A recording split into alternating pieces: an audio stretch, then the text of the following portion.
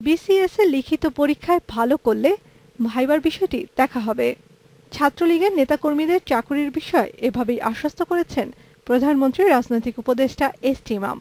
বুধবার ঢাকা বিশ্ববিদ্যালয়ের টিএসসি মিলনায়তনে ছাত্রলীগের আলোচনা সভায় প্রধান অতিথির বক্তব্য রাখছিলেন তিনি। পরিসংখ্যান ব্যুরোর সর্বশেষ শ্রম জরিপ অনুসারে দেশে বেকার মানুষের সংখ্যা ২৬ লাখ। আর এবছরের সেপ্টেম্বর পর্যন্ত জনপ্রশাসন মন্ত্রণালয়ের হিসেব অনুযায়ী সরকারি পদ খালি আছে মাত্র ২,৭৫,৯৬৪।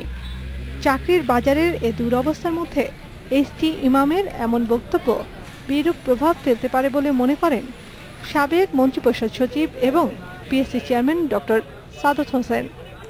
তার কথাটা একেবারে বেফাস হঠাৎ বলে ফেলেছে সেটা আমি ধরব না, তবুও আমার মনে হয় এই জাতীয় এই অভিজ্ঞতা এই লোকের কাছ থেকে এই ধরনের কথাটা খুবই অস্বাভাবিক এবং আমি বলবো দুঃখজনক। বোধহয় এইটা তাদের মনের কথা, এই বোধহয় একটু অসতর্ক মুহূর্তে কথাটা বেরিয়ে গেছে। রাজনৈতিক পরিচয় নয়, মেধার ভিত্তিতে সরকারি চাকরিতে নিয়োগের সংস্কৃতি ধরে রাখতে সরকারের প্রতি পরামর্শ দিয়েছেন তিনি।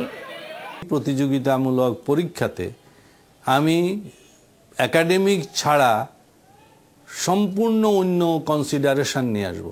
এখানে ছাত্রলীগের কথাটা কিন্তু সবচেয়ে বড় কথা নয় যদি গভীরভাবে দেখো, কারণ ছাত্রলীগ করলে চাকরি দিব তার মানে কি যে তোমার একাডেমিক তোমার পরীক্ষার পারফরমেন্স ছাড়া অন্য কনসিডারেশনে আমি চাকরি দেব। Nafiza Daula, independent news, Dhaka.